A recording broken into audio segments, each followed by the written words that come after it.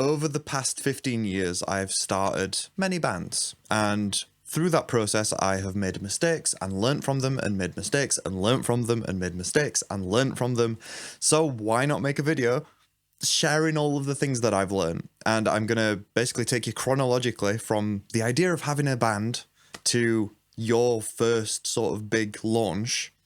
And I'm going to take you through every single step that you need to do to make that as successful and as fun as possible. In this video, I'm going to share tips for if this is your first ever band. So I'm going to give you sort of the basic rundown of everything that you might not know that you need to know. But also there's going to be loads of tips in here for people who've been in bands before and they're just starting a new band. Loads of stuff in here for you too. Yeah, enjoy.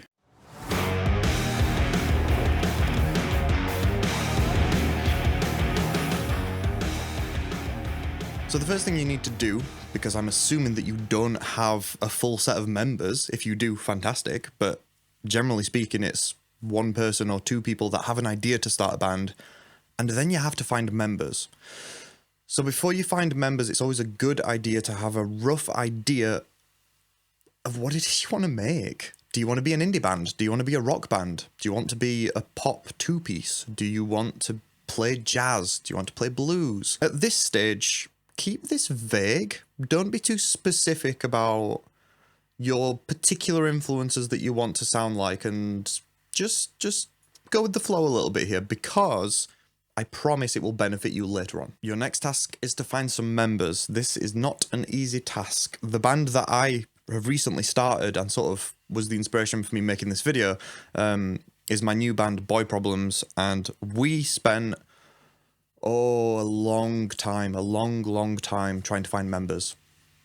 It wasn't a fun process, and some people look out and just find people really easily. We did not. So just be aware that that is a thing that can happen.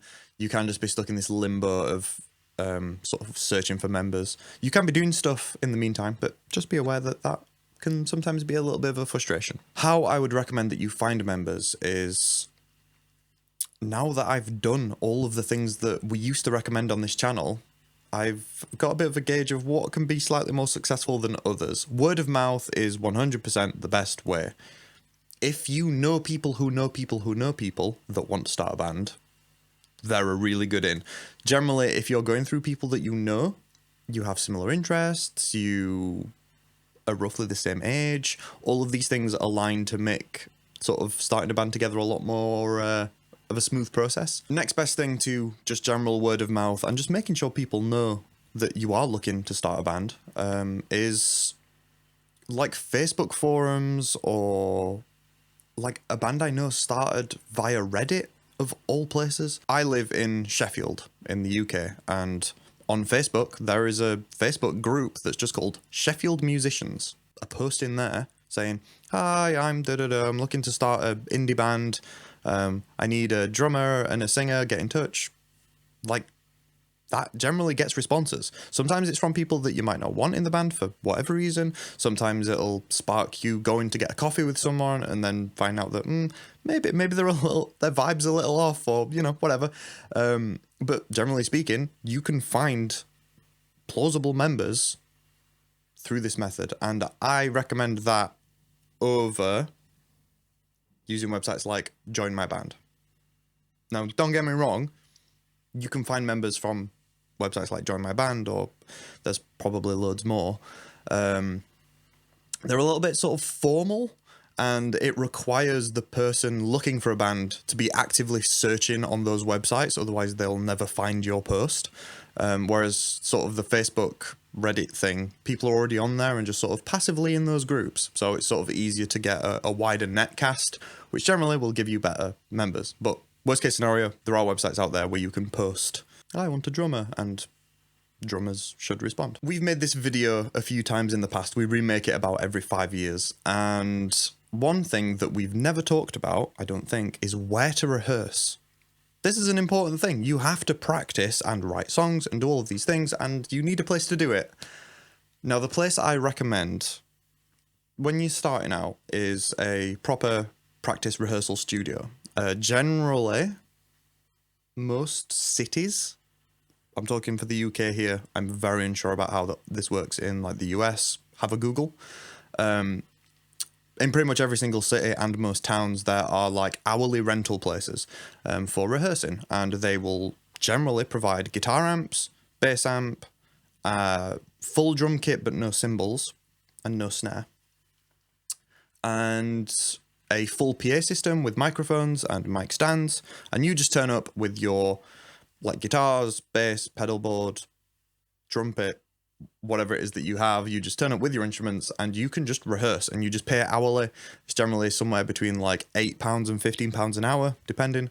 And you can just go for 2 hours and pay like £20 to £30, and then do the same next week, and then do the same next week. And then you've just got hourly rehearsals for like a relatively cheap price. If you're more experienced in this, or like me, you're wanting to do loads of stuff all the time, you can get like monthly rentals that can go from anywhere from like £250 a month to like £500 a month, but you just get a room that hopefully is sound insulated and just has all of the sort of security that you would need, and you just have a room now. You just put all of your gear in and just rehearse out of that. Obviously you need all of your gear first to do that, but that's what we currently do as Boy Problems, and it's the best. So let's talk about your first few rehearsals. So you have your members, you have a rough idea of what you want to do. Again, keep this vague. If you want to do rock in the style of specifically Royal Blood, no, back up a little bit. Rock. So what you're going to do is you're going to write loads of songs, and you're not going to be particular about what specifically you're putting into them. So let's, for the sake of example, use rock for this hypothetical band. There's so many different facets of rock, there's so many different subgenres, there's so many different vibes that you can have while still being a rock band, and I want you to explore as many of those as you can. Basically, just write some stuff like only using power chords and heavy riffs, and write some stuff that's all like high cool riffs, and get some pop punk inspired drums for a little bit, get some distorted saturated bass, try some clean nice bass, get some synths going, you know, whatever. Try loads and loads and loads of different things, because at some point one specific song might just stand out as that's what I want to do. That vibe that we have with that song is exactly what I want to do, in which case you can take that forward. Something that we've taught on this channel for forever, and I will continue to say out loud into your ears, is write loads of songs and drop them.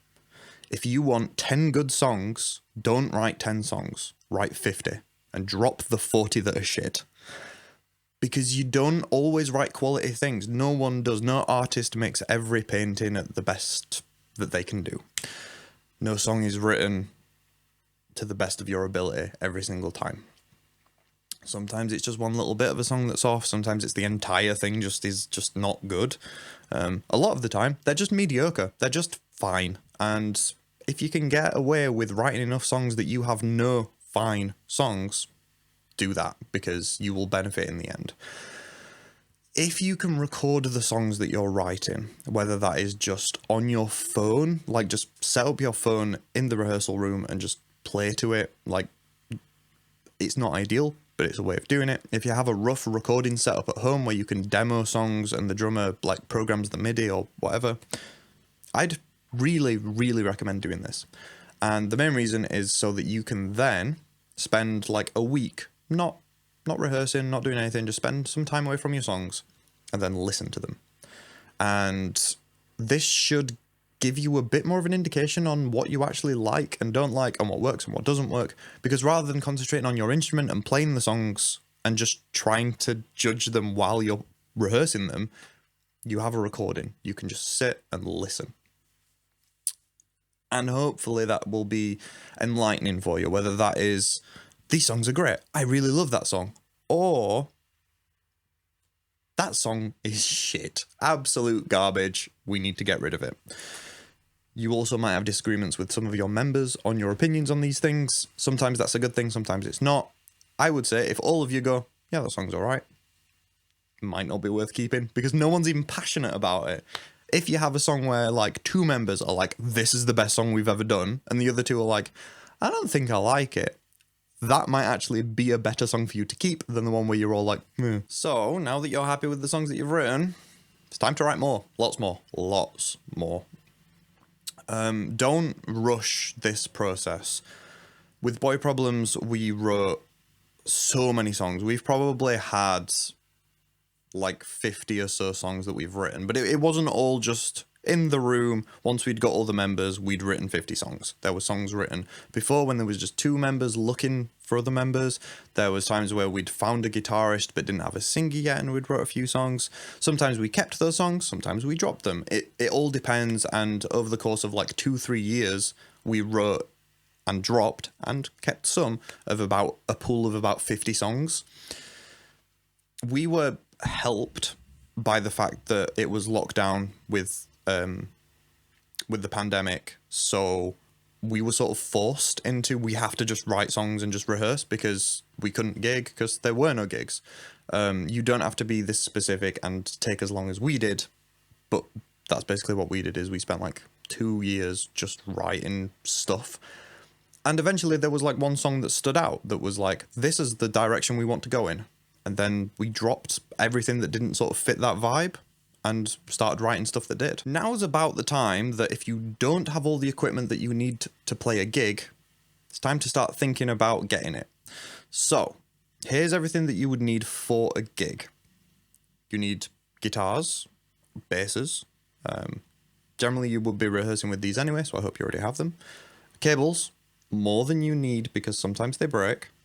A drummer is going to need cymbals, cymbal stands, a snare stand, a stool, and a kick drum pedal. Everything else, generally speaking, is provided by whoever's putting on the gig. Sometimes this differs, but generally it's the case that a gig will provide the drum shells, and sometimes will provide cymbal stands.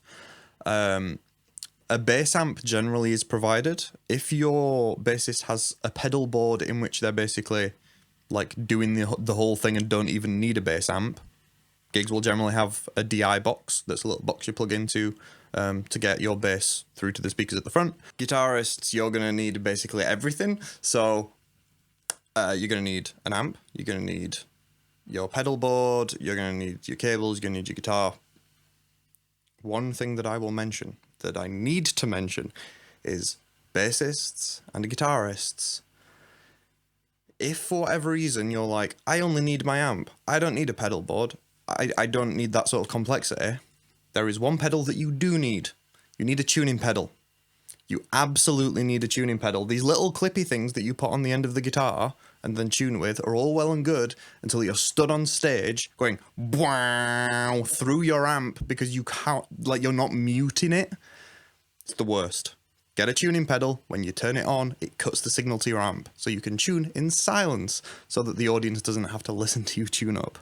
Please get a tuning pedal. That being said, obviously if you have a pedal board, you're going to need to bring it. Power supplies are a thing, and generally speaking, there should be an extension lead at the front of the stage for you. There isn't always one, and sometimes it's a little too far away for the little cables that sometimes come with power supplies. So you might just want to also have a extension lead for your pedal board so that you can run a longer wire to wherever you may need to power it. Just worth thinking about. Singers, generally you don't need anything. There's mics generally always at venues. They will let you know if that's not the case. So singers, generally you're good to go. If you have a pedal board yourself, even better. But if you don't really need anything. As I say, now is the time to buy those things. So just do that. Buy those things now so that you aren't in a rush when you start gigging. Okay, this is where the video splits a little bit. There's 2 paths.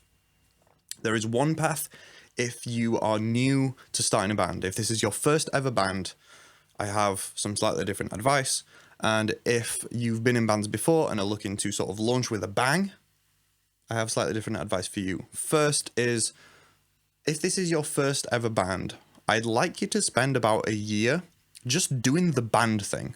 So get yourself like a half-hour set. So that's like 7-8 songs, 6 if you are doing quite long songs, 9 or 10 if you're doing quite short songs. You're basically going to spend the next year being a band. You're going to find some gigs in your local area, you're going to play some shows, try and get some photo shoots done, try and just live the life of a band. Rehearse every week, try and get a gig every 6 weeks, 8 weeks, few months, whatever. Just write some songs, get better, perform, learn what it's like to perform on stage, because that's a whole thing. Like, actually just putting on a show, because generally I think when you start a band and you write some songs, you just think, well, you just get on stage and then play those songs.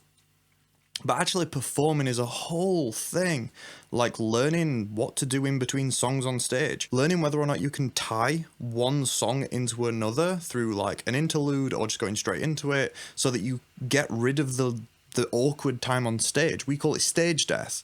If you have like 5 seconds, so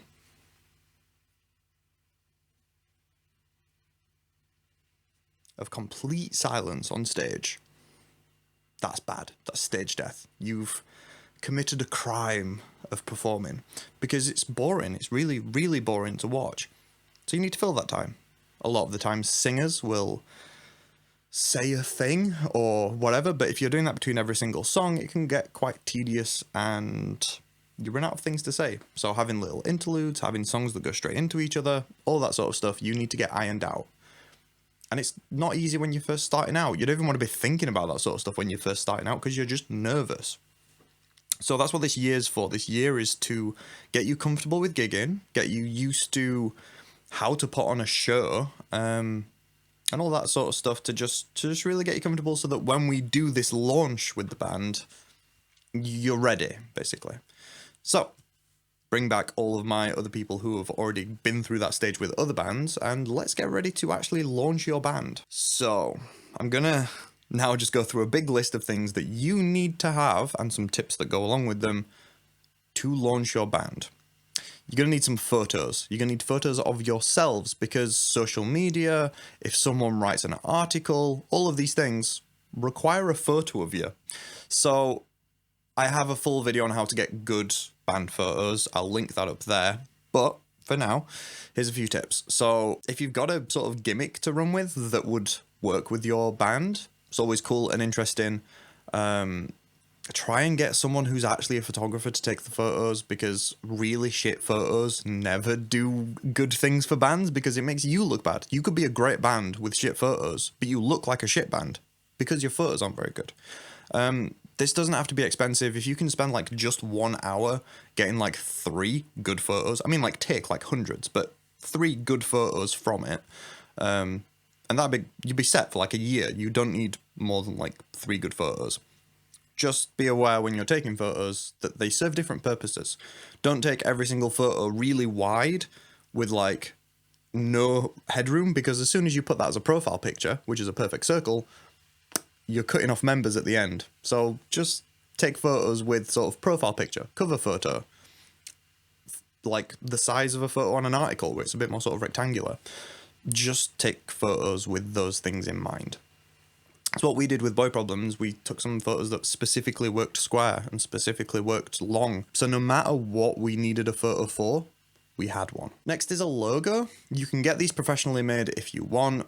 I would recommend finding a free font website. I use dafont.com. There's loads though. Google Fonts even exist. Like, there's loads of places that you can find free fonts. Generally, when you're looking through these font websites, you can type in like a bit of like preview text. Type in your band's name and just search. Just look through these thousands and thousands and thousands of fonts and see if one stands out as like, yes, that's the vibe. That's us.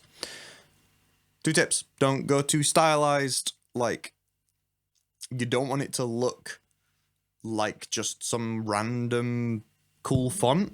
It sort of needs to look like a band logo, and once you've seen enough band logos, you sort of know what I'm talking about. Everyone has seen Arial and Times New Roman before. They know what it looks like, and you will look really basic, bitch, and boring if you have them. So just, there's a line between where you have to sort of walk, and that's where the interesting logos are. Along with that, you might sort of want to have a rough colour scheme in mind. I'm really big on colour schemes, love colour schemes so much. My last band was just all green and purple, worked great. But that's up to you. Like, some people just have, I don't know, we're just a band. We're just us. We don't need a colour scheme or whatever. Fine, cool. But I like colour schemes.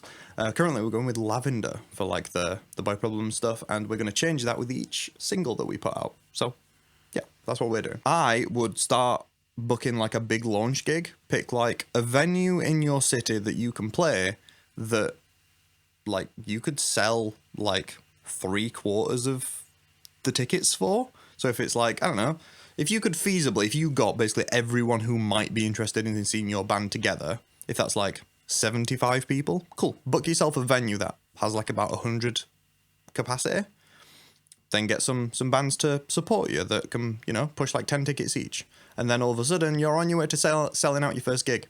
Easy peasy. It's not that easy, obviously, but that's what we did with my last band, and it worked really, really well.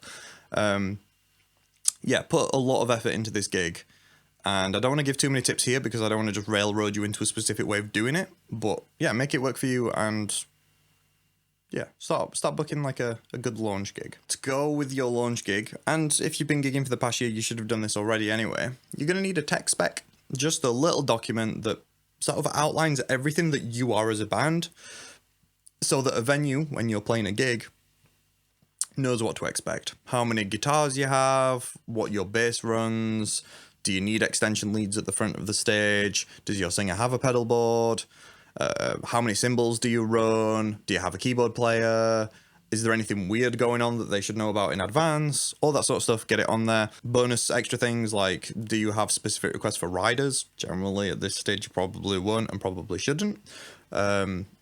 We have like our pronouns on there, like whatever it is that works for you, get on there. It might be worth getting a recording or two together so that to coincide with this gig, you do a like single launch. You actually put your first song out on Spotify, Apple Music, all of those things. If you want to be sort of cool and DIY about it, on Bandcamp and only Bandcamp. For the singles, obviously you're going to need recordings. You could record these professionally, which if you've never recorded before, I would recommend.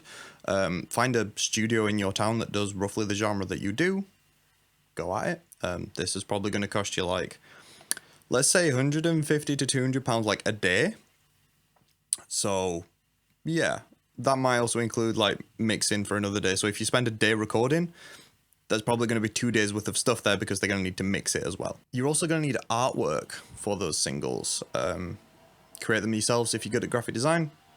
Don't if you're not. Artwork can put you back anywhere between like £50 and £100. Depends. Obviously, you can go way higher than that if the artist is really, really, really good and really well known. This is up to you. You should probably get the songs mastered. That's not too big of a cost, like £20-30 to get it mastered, but you probably should do that because mastering is like a really important part of making sure that your song sounds good alongside other songs. Give it a Google. This is something that you could get done from someone somewhere else in the world that you can just email your song to. You don't need to put too much thought into this, just make sure that it's someone who's good and has a track record. You can't just upload your songs to Spotify and Apple Music, you have to go through a distributor. Loads exist, give it a Google, there's TuneCore, CD Baby, Kicker, Rootnote. I'm going to make a proper video on this at some point, so I don't want to give opinions now, but yeah, there's loads of distributors. Have a look into them, you're going to have to use one of them. And then finally, set up a link tree. That's linktr.ee. Really useful website because you can put all of your links, so your social media, you know, Facebook, Instagram, whatever. You can put links to your Spotify and Apple Music pages when they go live when you put that first single out.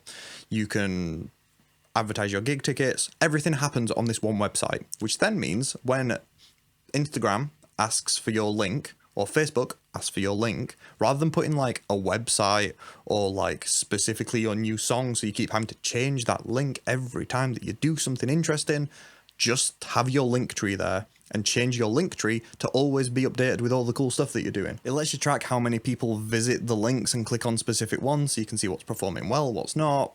It's fantastic, and I recommend it wholeheartedly because it's just the best way of sort of linking stuff as a band. Yeah, that's what we've been doing with Boy Problem. So anytime that we've like had a gig or put a song out, we just say link in bio, and then the bio is the link tree, and the link tree is always updated with all the stuff that we've got going on. So useful. Very much recommend. You can brand it, you know, with your own color scheme and your photos even, and just it's just great. Just get yourself a link tree. And with that, do the gig, launch the single, and now you're a real band. And I've swapped to this camera because my camera keeps dying, which is really frustrating, so I'm going to finish the video over here.